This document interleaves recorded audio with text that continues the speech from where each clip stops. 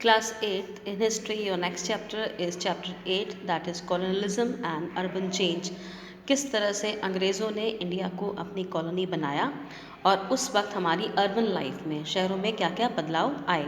तो सबसे पहले हमें समझना है अर्बनाइजेशन इन मेडिवल इंडिया। मध्यकालीन मध्य युग वाला जो भारत था उसमें किस तरह से शहरीकरण हुआ। The period between the 6th century CE and the 13th century CE witnessed a wave of de-urbanization, especially in the northern part of the country due to political instability and economic decline.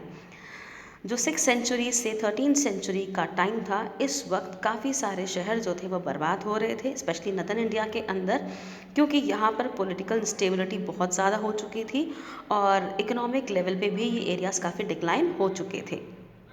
The coming of the Delhi sultans and the Mughals saw a revival of urbanisation. उसके बाद Delhi sultans और Mughals आए और urbanisation यानी शहरीकरण फिर से शुरू हुआ।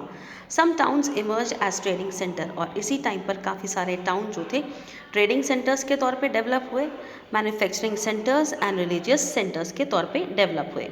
The capital cities of the rulers became important administrative and economic centers. अब इन राजाओं ने जिन शहरों को अपनी राजधानी बनाया वो एडमिनिस्ट्रेटिव और इकोनॉमिक सेंटर के तौर पे आगे बढ़े। With the gradual weakening and decline of Mughal Empire from the late 17th century onwards, उसके बाद 17th सेंचुरी के एंड तक आते आते काफ़ी सारा मुग़ल एम्पायर जो था वो कमज़ोर हो गया, डिक्लाइन होने लगा। उसके बाद a large number of independent and semi independent states arouse, इसकी वजह से काफ़ी सारे नए इंडिपेंडेंट राज्य या थोड़े इंडिपेंडेंट राज्य वगैरह बने। सेमी इंडिपेंडेंट यानी जिसमें किसी और का भी मिक्स्ड रूल है। These included Bengal, Awadh, Hyderabad, Mysore and the kingdom of the Marathas. यहाँ पे गुड टू नो देखते हैं। Abul Fazal who adorn Mughal emperor Akbar's court. Abul Fazal जो कि मुगल एम्प्रर अकबर के दरबार में एक जैसे नौ रत्न होते हैं उनमें से एक थे, writes that there were around 2800 towns in 1594। इनकी राइटिंग्स में इतना उल्लेख है कि 1594 के आसपास तकरीबन 2800 टाउन्स थे और जो लार्जर विलेजेस थे वो टाउन्स में कन्वर्ट हुए। उसके बाद 14th सेंचुरी ऑनवर्ड्स ये जो सेंटर्स थे, ये जो एरियाज़ थे, ये क्राफ्ट्स के लिए या कमर्शियल ट्रांजैक्शंस के लिए डेवलप हुए।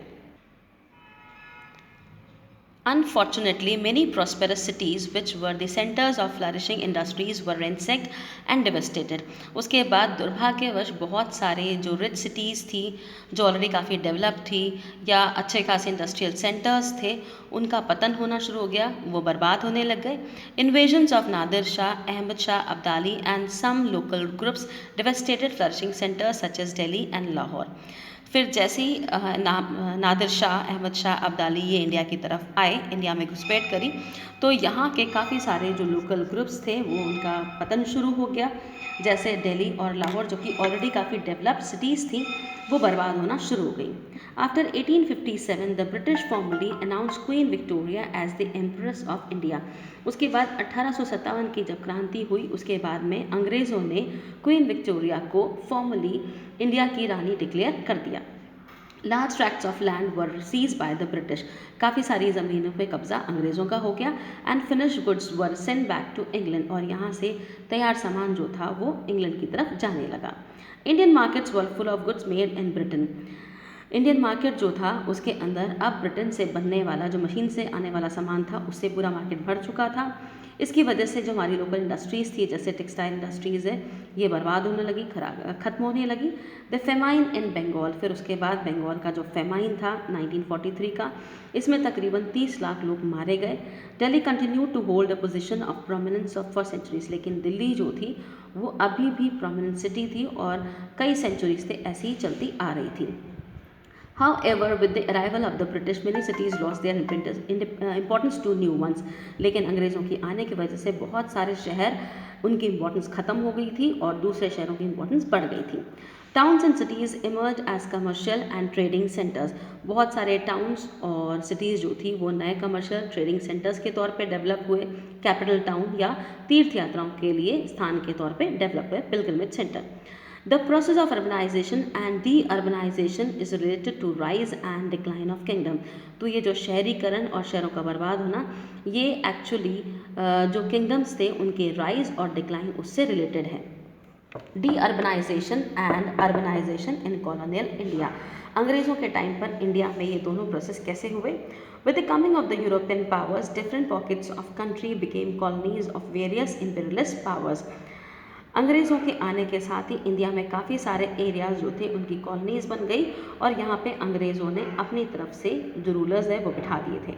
कोचीन, गोवा, दमन and Diu were under Portuguese dominance. इस टाइम पर ये 4 जगह जो थी वो पोर्चुगीज़ के कंट्रोल में थी।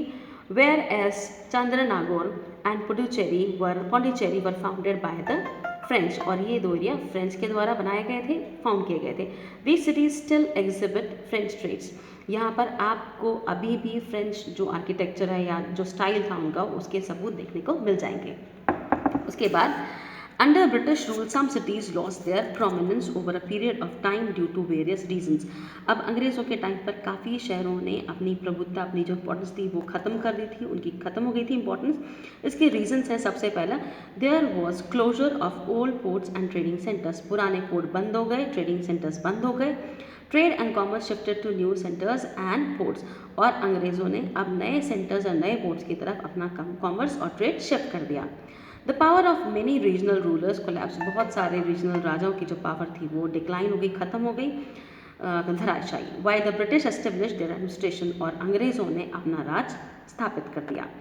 The demand for locally made goods in smaller cities reduce. उसके अलावा हमारे बने हुए सामान की जो डिमांड थी वो भी कम होने लगी।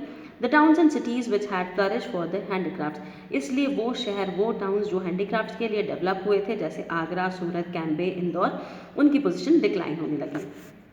As many famous cities lost importance. जैसे जैसे बहुत सारी फेमस सिटीज़ की इंपॉर्टेंस कम हुई, the process of de urbanisation begin. तो इन शहरों की बर्बादी भी शुरू हो गई। The British policy of ruling traditional Indian economy also led to de urbanisation.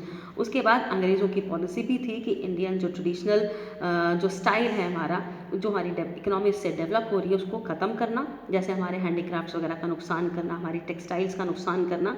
However, the British patronized some urban centers to suit their imperialistic and industrial needs. वो शहर जो कि इनके रूल के हिसाब से अच्छे थे, जो उनको फेवर करते, सिर्फ उन्हीं पे ध्यान दिया, उन्हीं को अपनी इंपीरियलिस्टिक और इंडस्ट्रियल नीड्स के लिए डेवलप करा। बॉम्बे जो कि अब मुंबई कहलाता है, मद्रास जो कि अब चेन्नई कहलाता है, एंड कैलकाटा जो अब कोलकाता कहलाता है, emerged as the 3 colonial presidencies.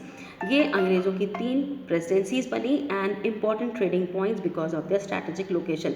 क्योंकि ये समुद्र किनारे वाले हैं तो इंपोर्ट एक्सपोर्ट में आने जाने में इनको नेवी वगैरह की दिक्कत ना हो, इसलिए इन सेंटर्स को डेवलप किया गया।